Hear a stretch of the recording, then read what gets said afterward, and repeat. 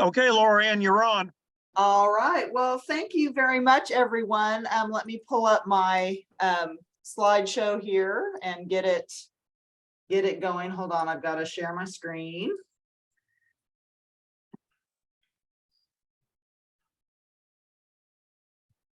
All right, everyone can see my screen? Yep. Excellent. Yep. Well, thank you so much for inviting me to speak to you. I'm excited to share a little bit about retaliation in the American Civil War, and I look forward to questions that you may have afterwards. So first, I want to preface this by saying that it's really important to understand that throughout the American Civil War, both the Union and the Confederacy, it mattered very much to them that they fight a civilized war and they be seen by other civilized nations to fight a civilized war. If you've done any reading or research in primary source documents from the Civil War, you know that they use civilization, barbarians, savages, like every other sentence, from ordinary people to officials. They framed their understanding of what they were doing around the idea that some people are civilized and some people are savage, and it's very important to be civilized and that you can fight a civilized war. They believe that was very important. And so it's interesting to me because when I was researching this book, I focused a lot of my research on the Department of the South, on the Union side, that's what they called it, which comprised South Carolina, Georgia, and Florida. And there are several major retaliation incidents that occur in this I think I'm department. on a Zoom meeting. I'll call you back in about an hour, okay? And one of the important things about retaliation, as we're going to see, is that it is a ritual that both sides used to negotiate what civilized war was supposed to be. So being civilized and fighting a civilized war was important. And retaliation was an acknowledged and recognized ritual that helped both sides kind of negotiate the question, are we being civilized? Is what we're doing civilized? So what I thought I would do for this talk to you this evening is I want to take one particular incident from the Department of the South towards the end of the war that helps us understand what the ritual kind of looked like, but also how it could serve to escalate violence, but also how it served to help people change the behavior of their armies. And so what we're going to do is we're going to look at an incident in Sherman's, General William Tecumseh Sherman's invasion of South Carolina. And we're going to look at a retaliation incident that involved Sherman's pillagers and his opponent Wade Hampton's murderers. And it is going to lead to an incident where Sherman and Hampton are really debating the behavior of their armies and whether or not they're civilized. So before we get to this incident and get into detail about it to see what it helps us understand, I want to just pause and say something about what the ritual of retaliation was. There's a clear set of, there's a clear protocol, there's clear etiquette that military commanders used when they initiated a retaliation ritual. So here's how the retaliation ritual was supposed to work. Oh, hold on, I'm having issues with, there we go. Okay, so here's how the ritual worked. During a military campaign, if one of the military commanders believed that his opponent violated the civilized customs of war, he wrote a letter to his opponent. They always wrote letters. He would write a letter to his opponent with the charge. And in the letter, he would be very specific. He would say, you have violated the customs of civilized war in this way. And then he would give a specific incident that he's referring to. Then the writer of the letter would say in the letter, I am giving you now time to respond to my charge. And I am going to give you a couple of options that you can respond and how you can respond. You can either write me a letter back and prove to me that my accusations were wrong, that the incident that I thought happened didn't actually happen, or you can write me back and say, yes, this atrocity happened, but it was not our official policy. This was just some rogue soldier or some rogue officer in our army, and we're going to punish that person. And so the writer of the letter would say, you have about 15 days to give me one of these two responses. If you do not respond within that time frame, or if you can't disprove the accusations, or if what I've said happened was your official policy, I am going to retaliate against you. And usually in the letter, the writer of the letter, most of the time, the threat of retaliation was, I'm going to execute a set number of prisoners of war that I hold from your side. So the threat to execute prisoners of war was very common in the ritual of retaliation. Okay. So usually then the person who received this letter, charging them with an atrocity, we see that they always use kind of formal language that often is very similar in how it's phrased, showing that everyone kind of understands the ritual language that they're supposed to use. They either deny that the incident happened, or they say, okay, yes, this incident happened, and it's not, but it wasn't officially sanctioned. A rogue person did this. Or sometimes they'll respond and say, yes, that happened, but you're wrong. It's not an atrocity. The action actually follows the laws of war, and we were perfectly justified in doing what we were doing. And then usually the person who responds to the charge then says, I am setting aside prisoners of war as hostages, and if you execute any of my prisoners of war, I'm going to execute your prisoners of war. So often the retaliation incident leads to field commanders on both sides setting aside prisoners of war as hostages while they negotiate the outcome of this incident. So that is kind of how the protocol is supposed to work. You see letters like this in nearly every military campaign of the Civil War. And in fact, in most military campaigns, there's multiple retaliation incidents, multiple letters charging atrocities, going through this process of threatening retaliation.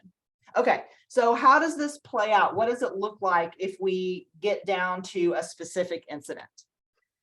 Well, we're going to see that these incidents are where military commanders draw lines about what they think civilized war should look like, and they're trying to hold their opponent accountable to that. So let's see how that looks. We're going to start with a correspondence that took place in South Carolina in February 1865 between Judson Kilpatrick, who was William Tecumseh Sherman's cavalry commander in February of 1865, and Joseph Wheeler, who was a Confederate cavalry commander in this theater. So here's how the incident starts. Judson Kilpatrick writes a letter to Joseph Wheeler. And in that letter, Kilpatrick says, we found 18 Union cavalry soldiers murdered by the side of the road. They had clearly been murdered after they had surrendered, and their throats were cut. Kilpatrick gives the location of the bodies and where his men found these men. And then he says, Joseph Wheeler, I'm giving you until sundown tomorrow to make a satisfactory explanation. And if that is not forthcoming, I'm going to shoot 18 Confederate prisoners. So note that in his initial letter, Kilpatrick gave Wheeler an opportunity to explain what happened. So Wheeler's response exemplified how the retaliation ritual was supposed to work. Wheeler wrote back to Kilpatrick, I am shocked at these statements, and I am satisfied that there's some kind of mistake. He says there's no regiment that we have that fit the description that you gave of where these men were murdered. But Wheeler says, I will investigate the matter. And if any of my men executed any of your men after they surrendered, I will have them punished. And then Wheeler says to Kilpatrick, if it turns out to be true, I really want the retaliation to be inflicted on the guilty parties and not on innocent prisoners of war. So that should have ended matters because Kilpatrick was satisfied with Wheeler's response. Kilpatrick wrote back, I trust you to investigate. I trust that if you find guilty parties, you will punish them yourselves. But I just want to be sure you understand that we have some eyewitnesses who claim that there were Texas units who committed these murders. So please be sure you investigate these Texas units. Then in his letter back, Kilpatrick made a really interesting promise that I think reflects kind of a subtext to this retaliation correspondence. So I'm going to put the portion of the letter up here on the screen that I think is particularly important. So what Kilpatrick says in his extraordinary promise is he concludes his letter by saying, if stragglers from my command are found in the houses of citizens committing any outrages whatever, my own people are directed to shoot them on the spot. And of course, I expect officers and soldiers of your command to do the same. Now, isn't this interesting? Because what we have here is Sherman's cavalry commander giving the Confederate cavalry commander permission to shoot Union soldiers that are seen entering houses or committing outrages. Now, we'll get back to why he would have said that. But part of what Kilpatrick is doing here is he's putting on the record, it's very important to both sides that they put things on the record. He's putting on the record that he understands that it violates the laws of war if soldiers from the Union Army are interfering with citizens and committing outrages on them. Okay, so this should have ended matters. Kilpatrick was satisfied with Wheeler's response, but Kilpatrick had to turn this correspondence over to William Tecumseh Sherman. And when Kilpatrick reports the deaths to Sherman, and when Kilpatrick includes this correspondence, he gives Sherman a detail that he left out of his letter to Wheeler. When Kilpatrick reports this to Sherman, he says that the men who had their throats cut had a sign on their bodies that said, "Death to all foragers." Now, this is a significant detail because foraging is something that is actually allowed under the international customs and laws of war. An army is allowed to forage off of a countryside that it invades. And these soldiers who were killed had a sign, "Death to all foragers." So Sherman thought that this changed the matter. And here is what he wrote to Kilpatrick. Now it is clearly our war right to subsist our army on the enemy. Napoleon always did it, but could avail himself of the civil powers he found in existence to collect forage and provisions by regular impressments. We cannot do that here. And I contend if the enemy fails to defend his country, we may rightfully appropriate what we want. If our foragers act under mine, yours, or other proper orders, they must be protected. Foragers should not be protected if they enter dwellings or commit wanton waste. If the people resist our foragers, I will not deem it wrong, but the Confederate Army must not be supposed to be the champion of any people. Okay. So again, we'll get back to some of what the content of this means. So what Sherman does is he orders Kilpatrick to immediately execute 18 Confederate prisoners of war in retaliation for the 18 Union soldiers who had been killed and had their throats cut. Now, Sherman does this without writing any letter to his Confederate opponent threatening the execution or giving them a chance to explain. Sherman just takes that correspondence between Kilpatrick and Wheeler and instructs Kilpatrick to execute 18 Confederate prisoners of war. Okay. This is going to begin an incident where eventually Sherman will execute 43 Confederate prisoners of war. He will execute more POWs as an act of retaliation than any other field commander of the American Civil War. And it's important to make a note here that Sherman, in doing this, it's clear from his correspondence that he understood what the customs of war were. And he's going to try very hard in his correspondence to show that he knows the scholarship, that he knows the customs that would allow him to do that. But at the same time, Sherman will adjust the conduct of his army in South Carolina, and he will give the Confederate Army permission to kill any of his soldiers who are caught pillaging houses. So in order for us to understand this, we're going to backtrack a little bit to Sherman's army in the fall of 1864, in November of 1864, as it's about to leave the environs of Atlanta and begin the march to the sea, the march to Savannah, that will then lead to the invasion and march through South Carolina. Because we need to understand this incident in the context of what Sherman and his officers are trying to implement during the march to the sea. Okay, so to understand this, we need to understand one element that both Union and Confederate officers agreed upon that was essential to fight a civilized war. Civilized war restrained violence to the extent possible. And one of the things that marked a civilized war was that soldiers were regulated in order to restrain violence. Civilized nations fought in armies that had a hierarchy and that issued orders that could control and regulate the behavior of men. But throughout the Civil War, officers who were committed to the restraints of civilized war really struggled to rein in the violence that soldiers and even other officers committed during the Civil War. And we see that in the struggle of Sherman's army to do the march through the sea, to do the invasion of South Carolina in a way that restrained and controlled soldiers. So one way that we can understand this is if we look at Sherman's army through the lens of an officer named Henry Hitchcock. So Henry Hitchcock was a lawyer from St. Louis. He waited out the war until 1864, and then he decided he wanted to participate. His uncle, Ethan Allen Hitchcock, was the commissioner for prisoner exchange for the United States and a really good friend of William Tecumseh Sherman's.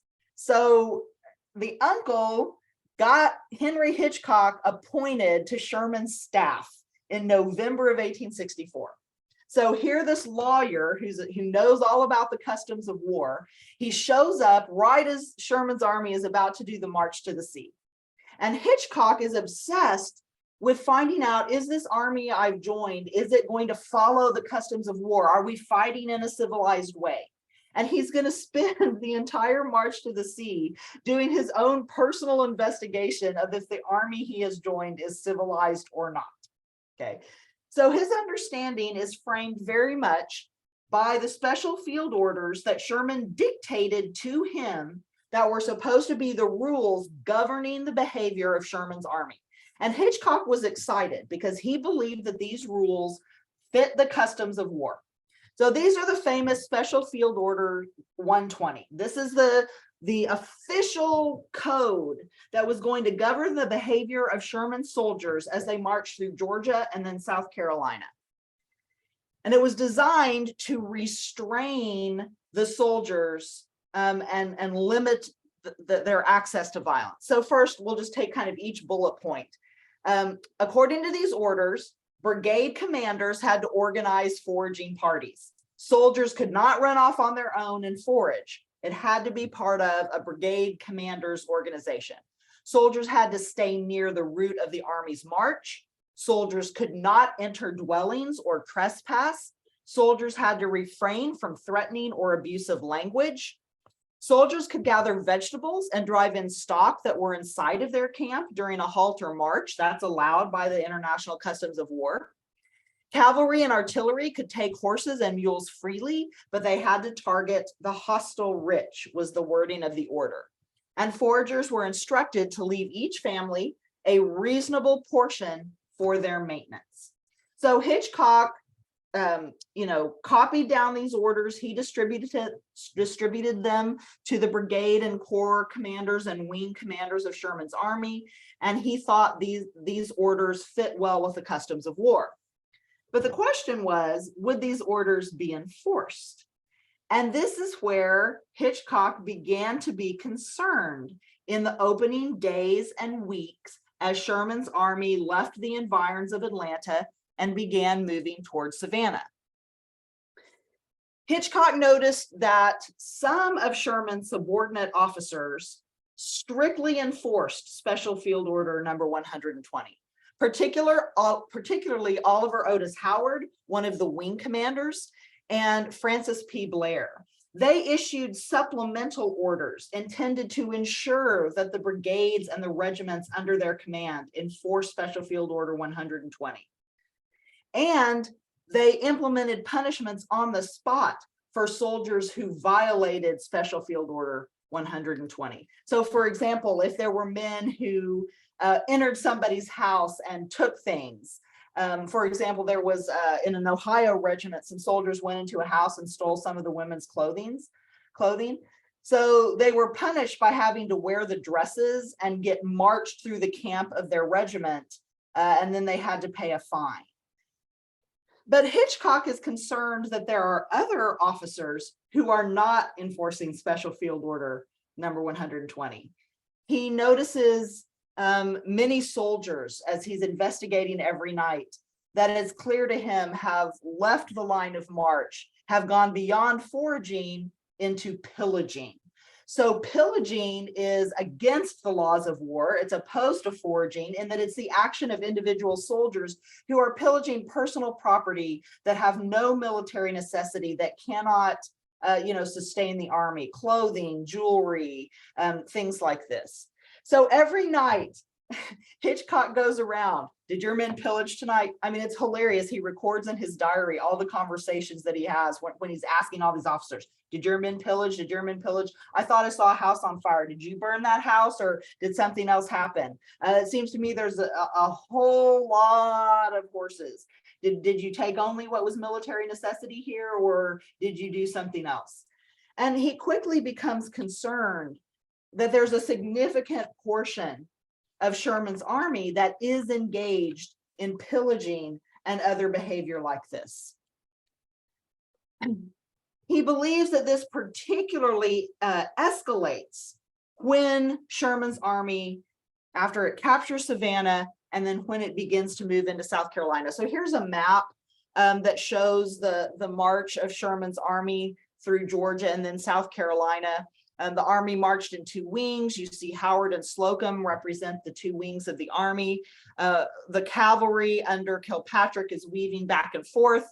There's a capture of Savannah, and then after a little time, Sherman begins the invasion of South Carolina. And it's here that Hitchcock really becomes concerned that the pillaging is escalating and that the army is violating Special Field Order number 120. This is also the perspective of many soldiers in Sherman's army, including William Pritchard, who's in the 9th Pennsylvania Cavalry. He has a very interesting diary where he talks about his own concern that the army he's in is not fighting a civilized war. I'm talking about the number of houses on fire, the amount of pillaging going on, the number of soldiers that are entering houses. I included this sketch under that where you can see fire in the background, because the way Pritchard puts it is that the cavalry sets cotton on fire, the infantry sets fences on fire, and then pretty soon everything is on fire. And he said the sun turned red and it seemed as if the devil were in the elements. So this is the context for something that starts happening in South Carolina, which is as more and more Union soldiers who hate the state that to them represents secession and the reason that they're in the South fighting, they wanted to particularly punish South Carolina. But the thing that particularly happens is that as more and more soldiers are leaving the line of march, not part of organized foraging parties that have officers with them and protection, but are leaving the march to go and pillage, these soldiers are now isolated. They're where they can't be protected. And more, some of these stragglers and pillagers start getting captured and executed and having their throats cut. But what makes this interesting is that it's very unclear from the record whether all of the Union soldiers who start to get either executed or murdered after they surrender, whether they were pillagers or whether they were regularly detailed foragers, because the problem is the Confederates, whether it was citizens of South Carolina or whether it was actually people in the Confederate Army, they leave these signs on their bodies that say death to foragers. And that makes it very critical for Union officers, because they agree, Sherman and Kilpatrick agree, that pillagers are violating the laws of war and should be harshly punished. But foraging is a war right. It is allowed by the customs of war. So if foragers are being killed, that's a different matter.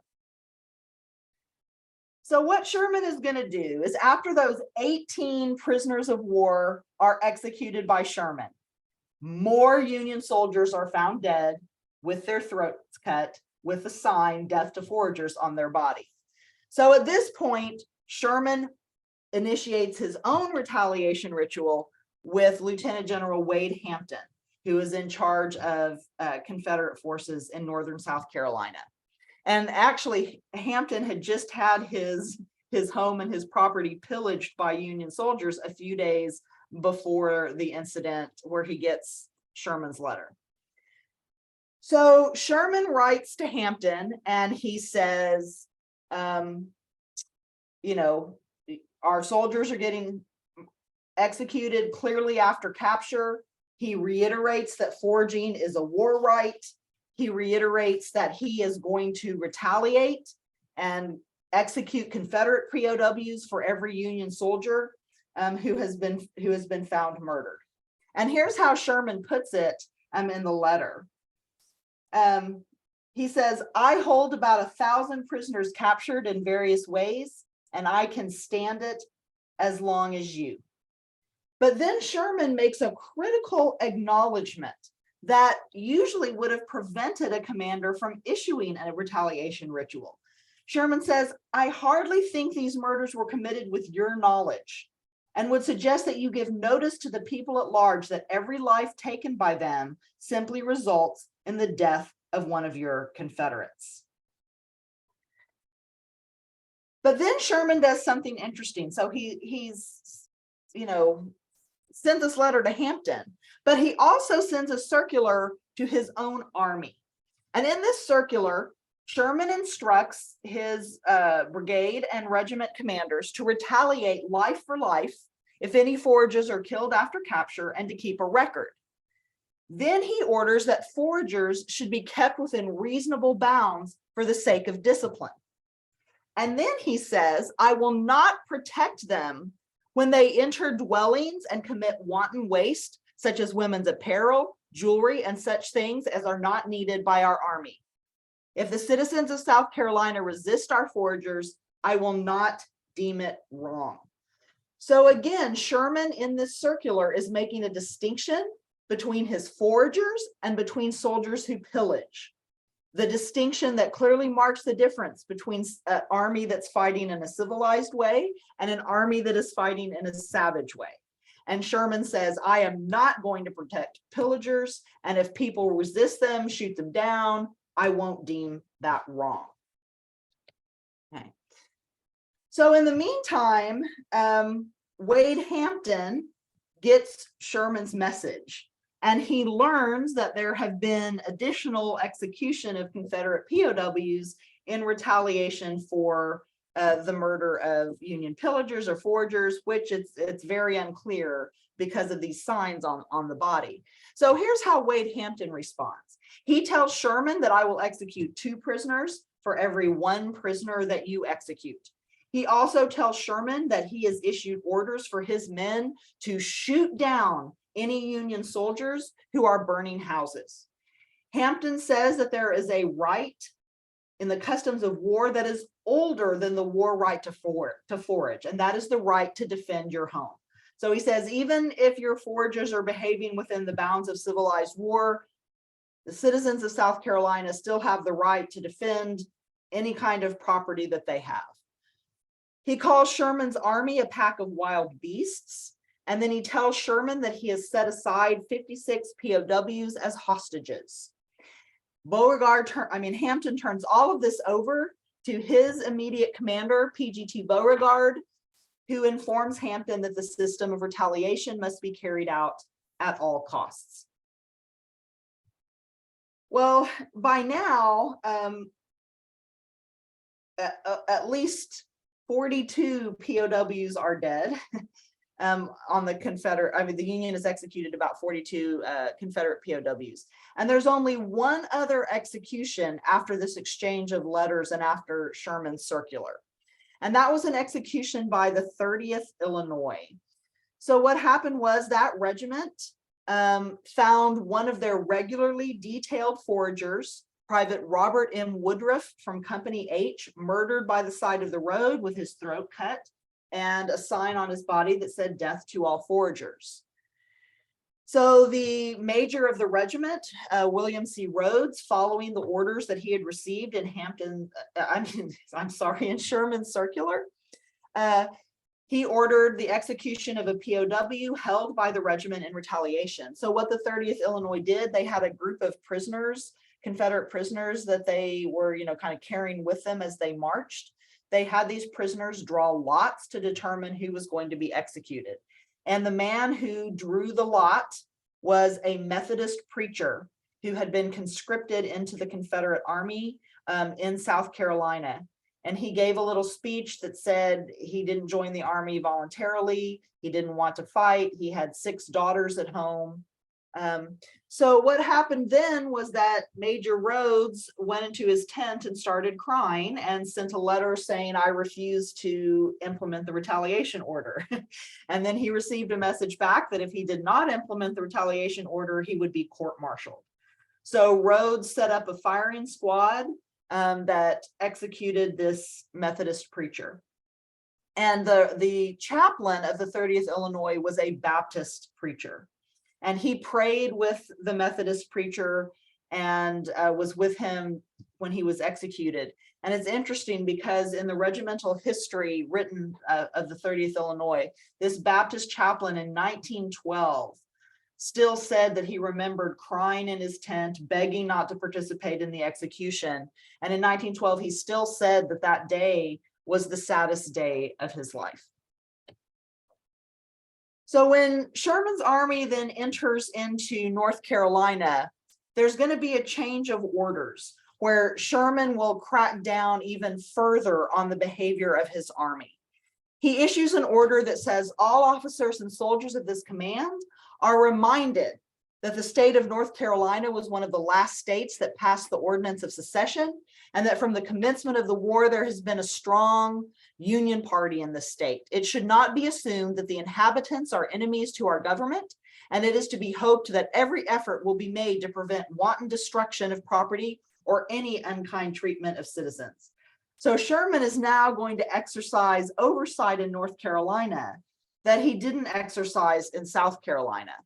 And we can see stringent new orders that go down from the wing commanders of Sherman's army to try to implement this change. And these bullet points kind of give you a sense of that. Only one foraging party of 60 men for each division. Foragers were not allowed to advance beyond the lead infantry guard or spread more than 5 miles from the column's flank. All foragers had to turn surplus animals over to the quartermaster. Pause, that's a real blow to pillagers because they were using animals that have been acquired through foraging to then be able to roam over the countryside. And if they don't have animals, they can't range around and pillage.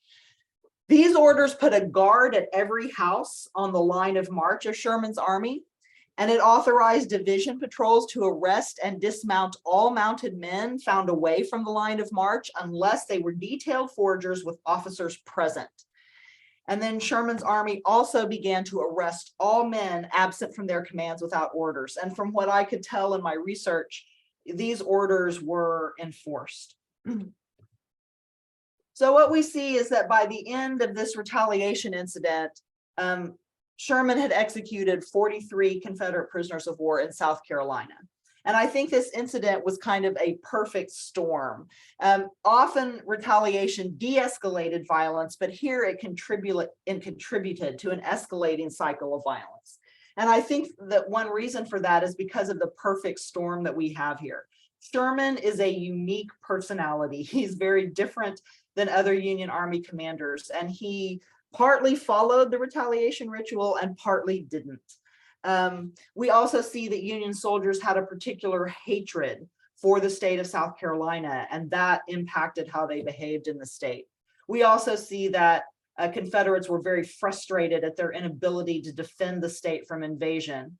And we see officers, soldiers, and citizens in South Carolina just implementing their frustration and hatred against isolated parties of Union soldiers.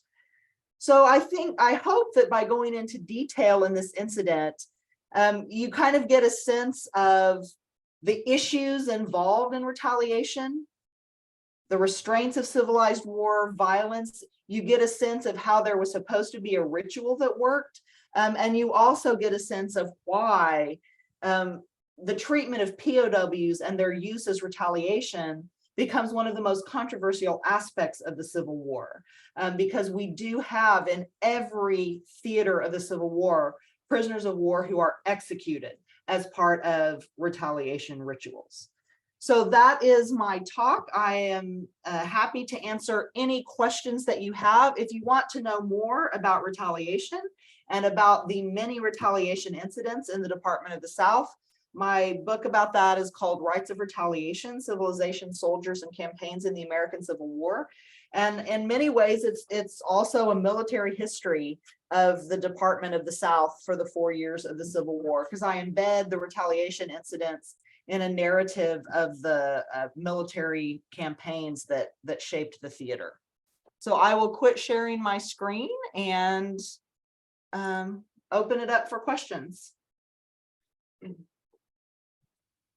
Well done, thank you. You're welcome. It was different. I didn't see that on CNN. I told you I wanted to do something different for you.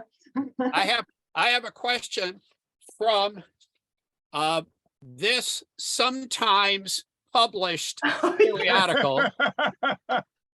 Keith Poulter is a bit of a bounder, I think. Anyway, Yes.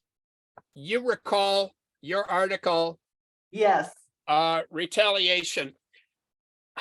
I enjoyed it and it prepped me for your program.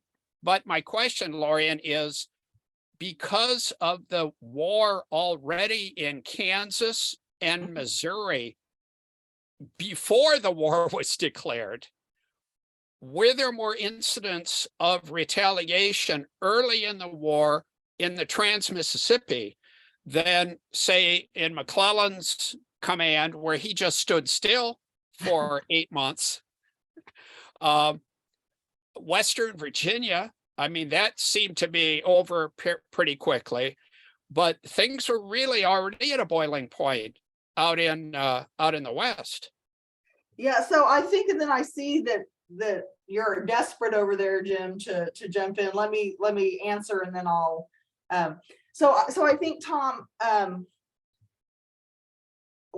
there are two issues that are particularly divisive, that create particularly retaliation incidents that kind of escalate out of control. One is the emergence of Confederate guerrillas in the Trans-Mississippi, in Missouri, Arkansas. And so there we see, the Union is just outraged by guerrilla warfare. They view it as savage and uncivilized, and they believe that they have the right under the customs of war to summarily execute any person that they capture who is not in uniform, who is not an official part of the Confederate Army, who is using ambush, irregular, and they don't back down from that.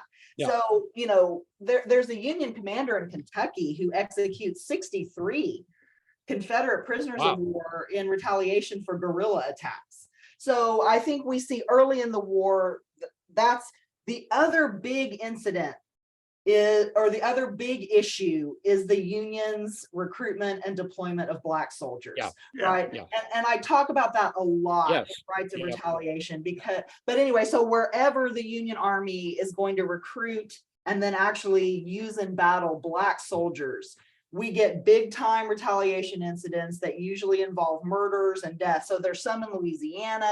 There's a very interesting one that I talk about in the book because one of the things I show in the book that I don't think was really clear in previous literature is that the Union retaliation in the Department of the South actually causes the Confederate government to change its policy, because the Confederacy initially said that it would send even Black soldiers who were born free in northern states, even those soldiers would be turned over to states for trial. Right. And after the Union retaliation in the Department of the South, the Confederacy explicitly puts on record that they changed their policy that freeborn Black soldiers will be treated as legitimate combatants and treated as POWs. Now, of course, the problem for Black soldiers in that theater is that means they get to go to Andersonville and they get to go to Florence. But the Confederacy actually changes its law to reflect the fact that they will recognize freeborn Black soldiers. So that's a really long answer to saying, I think you see particularly heavy incidents of retaliation in the Trans-Mississippi over guerrillas, and in the Department of the South, and in Tennessee and Louisiana over Black soldiers. Yeah. Yeah. Good. Thank you. Yeah, what I wanted to jump in with is, oops, we usually don't record the Q&A because it makes the file really huge. So let me, Oh, okay, stop. and that was great to include. I think, no big deal. I'm going to stop the recording and then take advantage of the situation to make a comment question of my own.